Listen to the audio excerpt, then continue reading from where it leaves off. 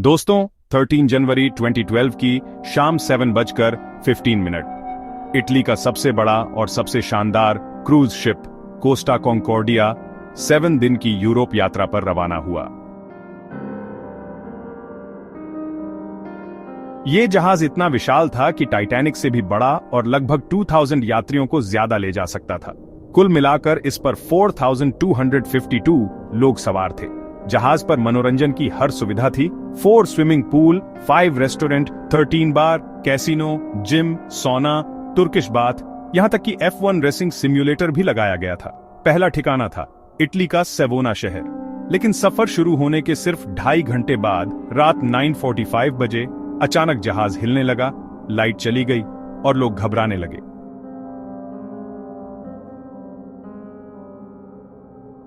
Intercom पर बताया गया सिर्फ इलेक्ट्रिकल फेलियर है, लेकिन असली वजह थी जहाज का इंजन फेल होना। धीरे धीरे जहाज एक तरफ झुकने लगा और डर यह था कि कहीं 100 साल पहले टाइटैनिक जैसी त्रासदी फिर से ना हो जाए। और अजीब संयोग देखिए, डाइनिंग हॉल में उस वक्त टाइटैनिक की मशहूर धुन my heart will go on बज रही थी। इस जहाज का कप्तान था फ्रांसिस्को शेट्टिनो।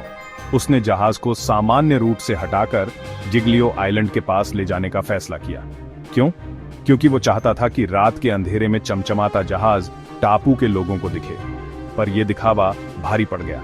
जहाज किनारे से सिर्फ 150 मीटर दूर था, गहराई कम थी और चट्टानें छिपी हुई थी।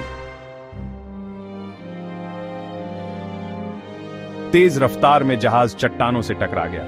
70 मीटर लंबा बड़ा छेद जहाज के तले में हो गया और पानी तेजी से अंदर घुसने लगा। कप्तान ने फिर भी यात्रियों को सच्चाई नहीं बताई।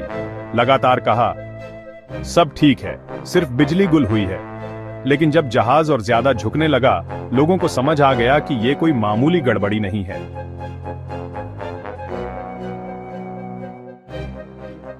एक घंटे तक कप्तान ने झूठ बोलकर समय बर्बाद किया। आखिरकार 10:54 PM पर अबैंडन शिप यानी जहाज छोड़ने का आदेश दिया। 4000 से ज्यादा लोग थे। हर तरफ भगदड़ मच गई। कुछ लोग लाइफ बोट में बैठ गए, कुछ ने डर के मारे समुद्र में छलांग लगा दी। इस अफरा तफरी में कई क्रू मेंबर्स असली हीरो साबित हुए।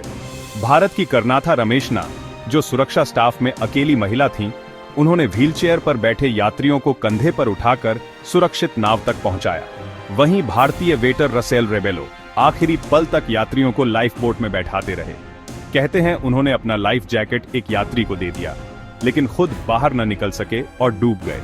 दूसरी तरफ कप्तान शेट्टिनो लोगों की मदद करने के बजाय खुद सबसे पहले लाइफ बोट में भाग निकला। इसी वजह से मीडिया ने उसे नाम दिया कैप्टन कायर। इटली का कोस्ट गार्ड और रेस्क्यू टीम पूरी रात काम करती रही।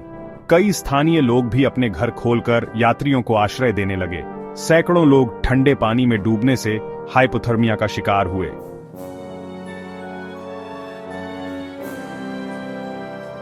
अगले कई हफ्तों तक रेस्क्यू ऑपरेशन चला। फिर जहाज से लाखों लीटर तेल निकाला गया ताकि प्रदूषण न फैले। बाद में जहाज को सीधा करके खींचकर बंदरगाह तक लाया गया। इस पूरी दुर्घटना में 32 लोगों की जान चली गई और कंपनी को लगभग $2 अरब का नुकसान हुआ। 2017 में कप्तान शेट्टिनो को 16 साल की जेल की सजा सुनाई गई, क्योंकि उसकी लापरवाही, झूठ और कायरता सैकड़ों लोगों की जान के लिए खतरा बनी। दोस्तों, इस घटना से एक ही बात सीखने को मिलती है, अगर कप्तान झूठ बोले और अपनी गलती मानने से डर जाए तो पूरा जहाज डूब सकता है। चाहे जहाज हो या जिंदगी, लीडर वही अच्छा है जो सच बोलने और जिम्मेदारी लेने से न डरे।